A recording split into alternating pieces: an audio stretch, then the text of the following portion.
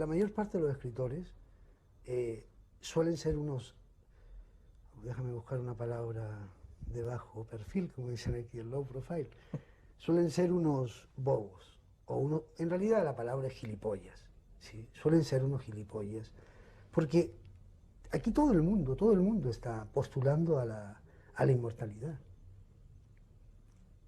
Empecemos por el hecho de que la inmortalidad no existe. ¿A qué inmortalidad postula? Imbéciles, y se va a acabar el sol, se va a acabar Shakespeare, se va a acabar Cervantes, ¿a qué inmortalidad postula? Y luego, qué ignorancia con respecto a la literatura. Cualquier lector puede ponerse a pensar, ¿cuántos escritores recuerdo que hayan estado en activo en Chile en el año 1910? ¿Sí? ¿Cuántos cuentistas de 1910 en activo se recuerdan ahora? ¿Uno o dos? Lo más probable es que ninguno. ¿Sí? La literatura es una especie de estas cosas donde meten a las reses para matarlas. No, casi no sale vivo ninguno. La literatura es tremendamente cruel en ese sentido. Y todos estos escritores, pero todos, hasta el más infame, quiere reservarse su trocito de perdurabilidad, de inmortalidad, cosas que no existen. Es como si creyeran en el viejo Pascuero, y además, como si creyeran en el viejo Pascuero, con obras que están muertas ya desde el nacimiento. ¿Sí? Ay, Bolaño, Bolaño, ¿quién me mandó a meterme en esto a mí? Bueno, hoy vamos a analizar la obra 2666 del escritor latinoamericano Roberto Bolaño. Adelante. Y la literatura, el flujo clásico de la literatura acepta, también está hecho de plagios consecutivos, es decir, todos estamos escribiendo el mismo libro a final de cuentas, y ese mismo libro a final de cuentas es nada, con mayúsculas, eso sí, o tal vez con minúsculas. Pero antes de pasar al análisis específico de 2666, tratándose del escritor del que hablamos, tan polémico y últimamente tan famoso, Bolaño, creo que es necesario y fundamental que nos acerquemos un poco más a él como escritor y a su particular mirada de la literatura, empezando por su particular visión de la poesía y su franqueza a la hora de analizar y también de escribir. Sí, bueno, creo que la respuesta es una soberana estupidez, pero creo que es la única respuesta posible. No sé qué es poesía, no lo sé. Sé quiénes estuvieron cerca del fenómeno poético. Para mí, Rimbaud y Lautréamont siguen siendo los poetas por excelencia. El camino de Rimbaud y de Lautréamont es el camino de la poesía. Y en ese sentido la poesía para mí es un acto que tiene mucho es un gesto, más que un acto de adolescente, del adolescente frágil, inerme, que apuesta lo poco que tiene por algo que no se sabe muy bien qué es y que generalmente pierde. También va a resultar sumamente útil atender al siguiente fragmento, donde el autor se explaya acerca de la propia concepción que él tenía sobre el arte de la novela y asimismo sobre sus propias raíces literarias. Dos elementos extremadamente importantes para entender toda su obra y para entender particularmente 2666. Reescribe mucho Roberto Bolaño. Le gusta Mucho. reescribir. ¿Por qué? Porque siempre tengo un miedo bastante fundado, por otra parte, a estar haciéndolo mal. A estar estropeando, a que las páginas están llenas de imperfecciones, que por otra parte siempre están llenas de imperfecciones, porque la novela es un arte imperfecto. La novela no es un poema, no es un soneto de Quevedo. La novela es entre todas las disciplinas literarias, probablemente sea la que más impurezas acepta. No, en realidad tú no eres un escritor chileno, no te has formado acá, no escribes acá, no conoces a los escritores yo creo que acá, soy un salvo escritor Carlos Parra, chileno. como dices. No, yo creo que soy un escritor chileno sobre todo a la contra, es decir, si no soy un escritor chileno, ¿tú qué dirías que soy? Soy un escritor español. Los escritores españoles no me consideran español. Un escritor mexicano, los mexicanos tampoco me consideran mexicano. Un escritor boliviano, me gustaría ser un escritor boliviano. Yo soy un escritor en lengua española, ¿sí? Y la literatura, además, dividirla por países de una misma lengua, nos lleva al absurdo. ¿En dónde está la base de la literatura chilena? Está en Alonso de Ercilla, está en Bello. No es verdad. Está en el Quijote, está en Cervantes. Muy bien. Finalmente, para cerrar esta aproximación a Bolaño, vamos a ver lo extremadamente crítico y mordaz, aunque con mucha acidez y humor, hay que destacar, que podía llegar a ser este escritor a la hora de hablar de otros escritores, de otros colegas de profesión, compañeros. En este caso se la lleva García Márquez, pero podría haber sido cualquier otro, o no cualquier otro, pero unos cuantos más. Y también vamos a ver la particular manera de entender el oficio de escritor que tenía Roberto Bolaño. Por un lado, muy terrenal, muy de trabajador de las palabras, pero por otro lado también muy romántico, muy cargado de romanticismo. Esto es algo muy importante porque a través de todo 2666 se va a ver esta mezcla de belleza extrema y horror o terror existencial. Lo de García Márquez es una mentira que García Márquez dijo, pues, porque le pillaría el pie de esa manera. García Márquez, 100 años de soledad, no la escribió en 15 años, ni muchísimo menos. Sí, tardó aproximadamente 2 años en escribirla. Fue lo que le duró el dinero que sacó de la venta de un coche. Sí, 2 años. Probablemente García Márquez, ahora que usa botines de charol en el trópico, es capaz de decir cualquier cosa, ¿no? Lo de Edwards no me extraña que tarde 5 años, y lo de Franz tardar 7 años, ya decía yo que hacía mucho que no sacaba una novela Carlos Franz. La verdad es que si yo me tardara tanto tiempo en escribir una novela, probablemente dejaría de escribir, ¿sí? Lo más probable es que dejaría de escribir. Si yo tuviera mucho dinero,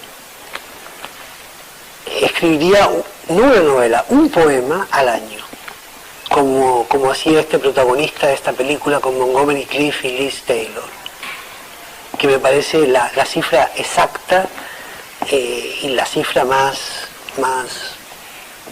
bueno, finalmente más pedante de todas, ¿no? Un poema al año, por Dios. Ideal. Yo tardo muchísimo menos y me encomiendo a Flash, por supuesto. ¿Sí? Que Flash es el dios de la velocidad. Yo creo que se puede corregir toda una vida, pero no se puede escribir, uno no puede dedicar a escribir tanto tiempo una novela o un libro de cuentos. Corregir sí, escribir jamás. Ahora que ya tenemos una aproximación a la figura de Roberto Bolaño y a su particular mirada de entender la literatura y su propio oficio de escritor, entre otras cosas, es momento de empezar con el análisis de 2666, empezar con ese intento de hacer nuestro 2666, porque sí, esta es una obra que requiere de la posibilidad de que podamos hacerlo nuestro, para poder darle un sentimiento, un significado, si es que queremos darle un significado. Para eso vamos a dividir este análisis en por lo menos 5 ejes principales, que son la totalidad, lo concreto, su temática, su narración y su poesía interna.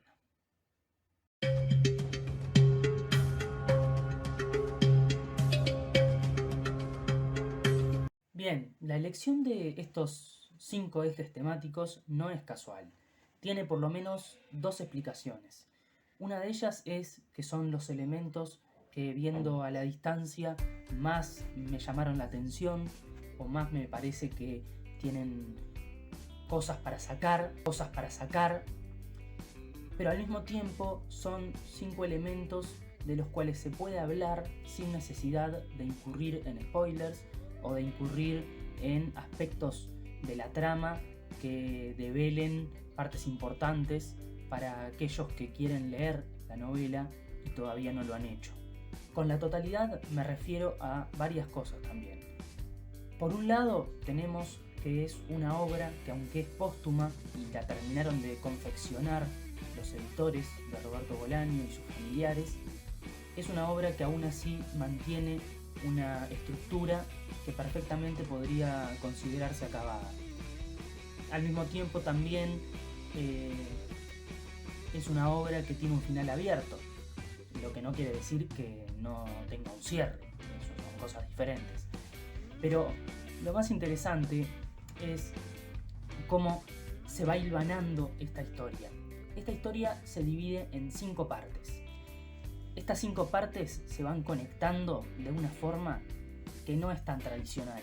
No es una conexión como puede ser por capítulos en los que se va continuando la trama de forma lineal, o ni siquiera es como en algunas novelas de Cortázar donde se continúa de forma no lineal pero siguiendo la misma historia especialmente concreta.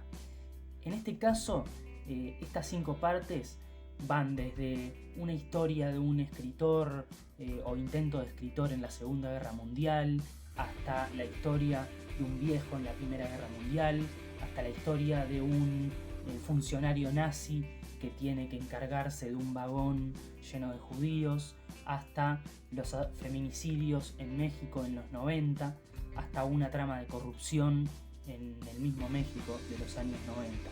Son varios temas que se van tocando, pero que aún así son parte de una totalidad. Uno entiende que son parte de una totalidad porque están enmarcados en un contexto histórico, están enmarcados en una misma o en varias mismas consideraciones acerca del mundo contemporáneo. Digamos que la novela arranca con la historia de un grupo de críticos literarios, algunos de ellos con aspiraciones de escritores, que buscan a un desconocido escritor que publicó un montón de novelas, no muy leídas, la mayoría, y está perdido. Lo están buscando y son fanáticos de su novela, hacen estudios, van a conferencias, y etc. Así empieza la novela y uno puede pensar que es sobre eso, pero esto es la puerta de entrada a una historia sobre conceptos, a una historia sobre sentimientos, a una historia sobre la maldad del mundo, sobre la ideología, sobre la política, sobre la historia.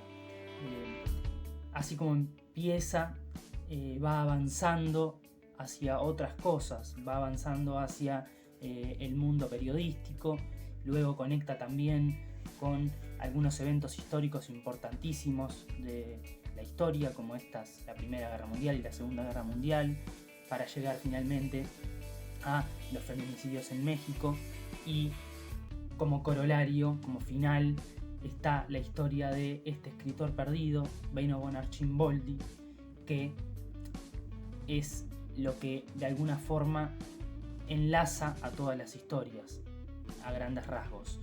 Todos los personajes que aparecen, o por lo menos los importantes, de alguna forma terminan viéndose envueltos con este escritor, terminan estando de alguna forma conectados con este escritor, que sirve como una especie de nexo conector o conductor de una fuerza que tiene que ver con la fuerza de las cosas que ocurren en el mundo también.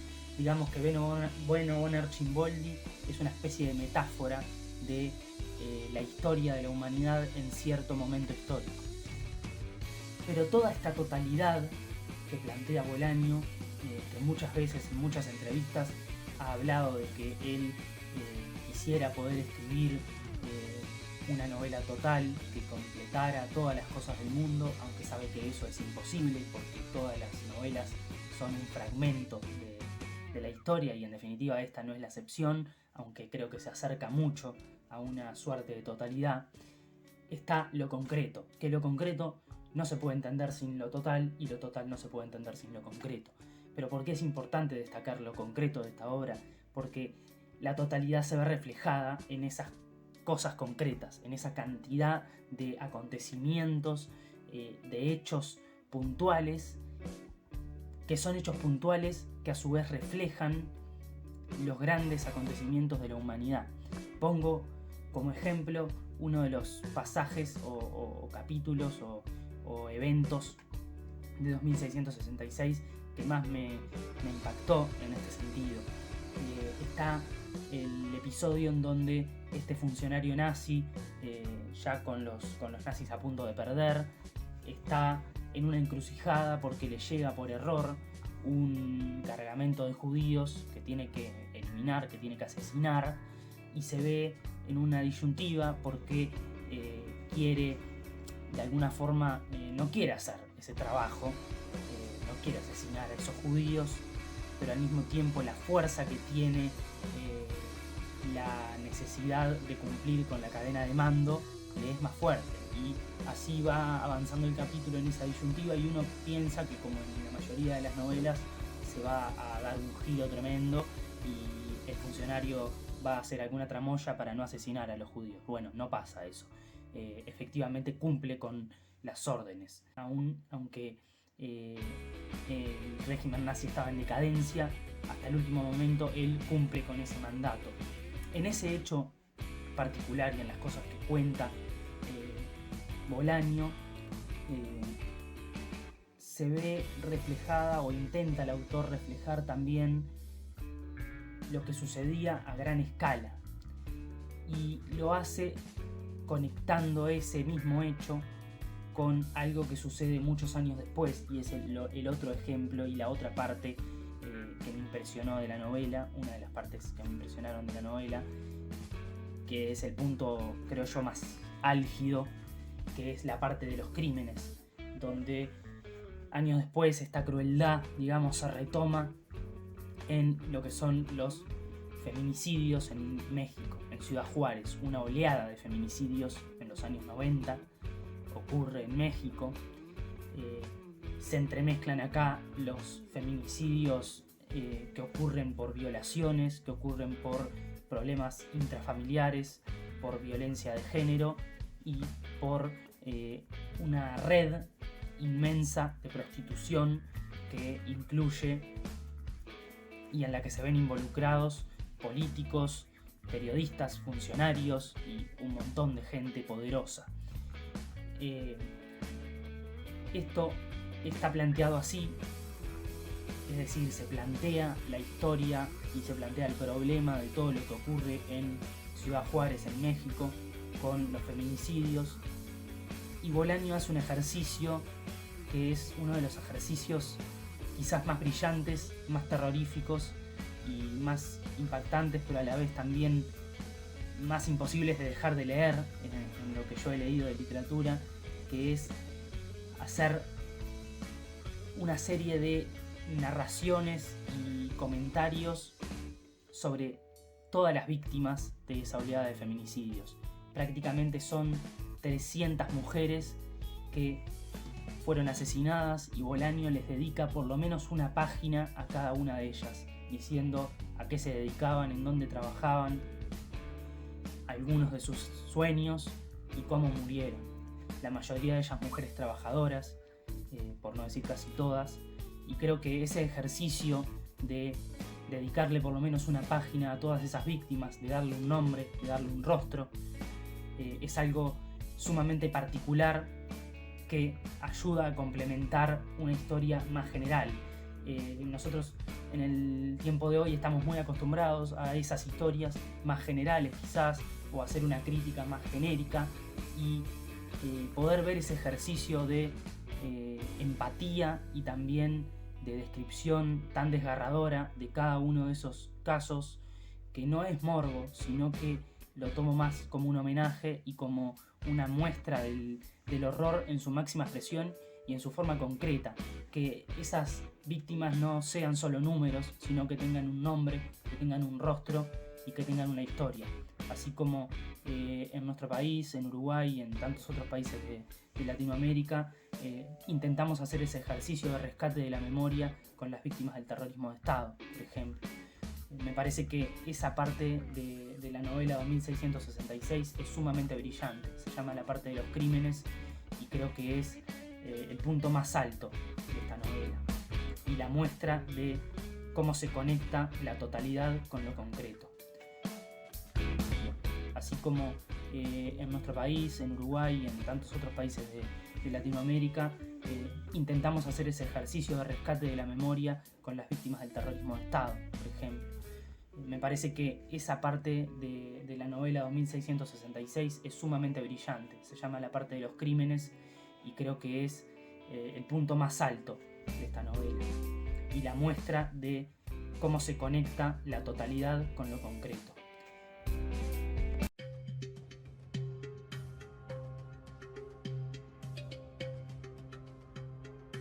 Y como ya hemos hablado de la totalidad y también de lo concreto y de la temática, nos estaría faltando tocar el tema de la poesía interna y la narración y la poesía interna. Pero para eso vamos a dejar hablar al propio autor. Primero, la narración y el ejercicio de memoria en 2666. Esto ocurrió en 1993, en enero de 1993. A partir de esta muerta comenzaron a contarse los asesinatos de mujeres, pero es probable que antes hubiera otras. La primera muerta se llamaba Esperanza Gómez Saldaña y tenía 13 años, pero es probable que no fuera la primera muerta, tal vez por comodidad, por ser la primera asesinada en el año 1993, ella encabeza la lista, aunque seguramente en 1992 murieron otras que quedaron fuera de la lista, o que jamás nadie las encontró, enterradas en fosas comunes en el desierto o esparcidas sus cenizas en medio de la noche, cuando ni el que siembra sabe dónde, en qué lugar se encuentra. Para cerrar entonces, ¿qué significa escribir? Para Roberto Bolaño, plasmado en 2666, y una excelente muestra de por qué hay que leer este libro. Pobre mi padre mío, fui escritor, pero mi indolente cerebro voraz me comía las entrañas. Buitre de mi propio Prometeo o Prometeo de mi propio buitre. Un día me di cuenta de que podía llegar a publicar excelentes artículos en las revistas y en los periódicos, e incluso libros que no desmerecían el papel en que estaban impresos. Pero también supe que jamás lograría acercarme o internarme en aquello que llamamos una obra maestra. Me dirá usted que la literatura no consiste únicamente en obras maestras, sino que está poblada de obras, así llamadas, menores. Yo también creía eso. La literatura es un vasto bosque y las obras maestras son los lagos, los árboles inmensos o extrañísimos, las elocuentes flores preciosas o las escondidas grutas. Pero un bosque también está compuesto por árboles comunes y corrientes, por yerbazales, por charcos, por plantas parásitas, por hongos y por florecillas silvestres. Me equivocaba, las obras menores en realidad no existen. Quiero decir, el autor de una obra menor no se llama fulanito o sutanito. Fulanito o sultanito existen, de eso no cabe duda. Y sufren, y trabajan, y publican en periódicos y revistas, y de vez en cuando incluso publican un libro que no desmerece el papel en el que están impresos. Pero esos libros o esos artículos, si usted se fija con atención, no están escritos por ellos. Toda obra menor tiene un autor secreto, y todo autor secreto es, por definición, un escritor de obras maestras. ¿Quién ha escrito tal obra menor? Aparentemente un escritor menor. La mujer de este pobre escritor lo puede atestiguar. Ella lo ha visto sentado a la mesa, inclinado sobre las páginas en blanco, retorciéndose y deslizando su pluma sobre el papel. parece un testigo irrebatible, pero lo que ha visto es solo la parte exterior, el cascarón de la literatura, una apariencia, le dijo el viejo escritor a Arcimboldi, y Arcimboldi recordó a Ansky. Quien en verdad está escribiendo esa obra menor es un escritor secreto que solo acepta los dictados de una obra maestra. Nuestro buen artesano escribe, está ensimismado en aquello que va plasmando bien o mal en el papel. Su mujer, sin que él lo sepa, lo observa. Efectivamente, es él quien escribe. Pero si su mujer tuviera una vista de rayos X, se daría cuenta de que no asiste propiamente a un ejercicio de creación literaria, sino más bien a una sesión de hipnotismo. En el interior del hombre que está sentado escribiendo no hay nada, nada que sea él, quiero decir. Cuanto mejor haría ese pobre hombre dedicándose a la lectura. La lectura es placer y alegría de estar vivo, o tristeza de estar vivo, y sobre todo es conocimiento y preguntas. La escritura, en cambio, suele ser vacío. En las entrañas del hombre que escribe no hay nada. Nada, quiero decir, que su mujer, en un momento dado, pueda reconocer. Escribe al dictado, su novela o poemario, decentes, decentitos, salen no por un ejercicio de estilo o voluntad, como el pobre desgraciado cree, sino gracias a un ejercicio de ocultamiento. Es necesario que haya muchos libros, muchos pinos encantadores, para que velen de miradas aviesas el libro que realmente importa, la jodida gruta de nuestra desgracia, la flor mágica del invierno. Disculpe las metáforas, a veces me excito y me pongo romántico, pero escuche, toda obra que no sea una obra maestra es, como se lo diría, una pieza de un vasto camuflaje. Usted ha sido soldado, me imagino, y ya sabe a lo que me refiero. Todo libro que no sea una obra maestra es carne de cañón, es forzada infantería, pieza sacrificable dado que reproduce de múltiples maneras el esquema de la obra maestra. Cuando comprendí esta verdad dejé de escribir. Mi mente, sin embargo, no dejó de funcionar. Al contrario, al no escribir funcionaba mejor. Me pregunté, ¿por qué una obra maestra necesita estar oculta? ¿Qué extrañas fuerzas la arrastran hacia el secreto y el misterio?